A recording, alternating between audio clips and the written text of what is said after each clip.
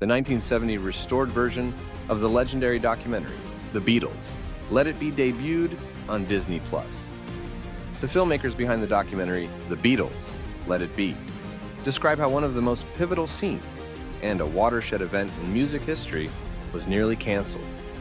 This documentary, directed by Michael Lindsay-Hogg, was initially released in theaters 54 years ago and is difficult to obtain, owing to the theft of the original master tape from Apple Corps shortly after the film's production.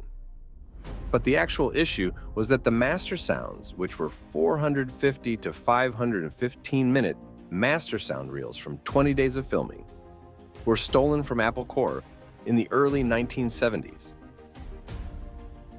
Clyde went on to explain how Peter Jackson's Get Back documentary was the spark that cleared Let It Be for re-release.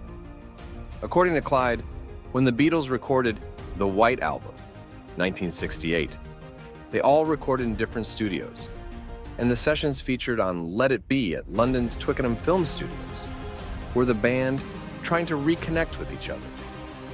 In the background, there were problems at the factory. A decline was occurring, and it was driving a wedge between Paul McCartney, John Lennon, and George Harrison and Ringo Starr, Clyde explained. They set it up the day before the show, all the crew was ready, all the equipment was there, and the band said, "Yeah, not today." And Michael Lindsay-Hogg was pulling his hair out because he, as the director, had it ready. To find the climax in this period of filming, said Clyde, he feels a sense of responsibility.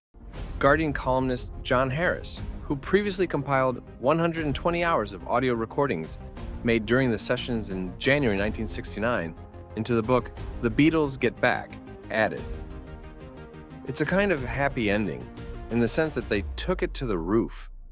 It was touch and go." The story is that the four of them had arrived the night before. George had said he didn't want to do it, and there was general skepticism. They got to the exit on the roof, and they stood there, and John said, "Fuck it," and out they came.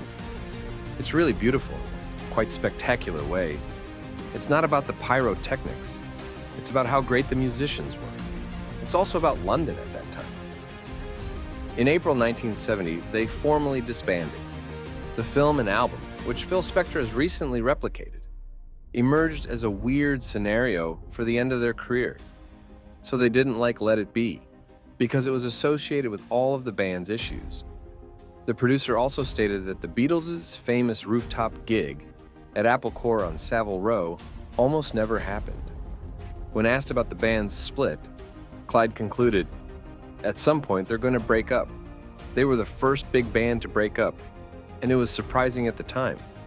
Now it's not that surprising because big bands always break up. It's normal. They grew beyond the Beatles in a strange way, and it affected their relationship for a few years. But then everything came back." There was a big argument between John Lennon and George Harrison, which was not immortalized in the film. And of course, George also denied it. Harrison was annoyed by Lennon's indifferent attitude towards the Beatles.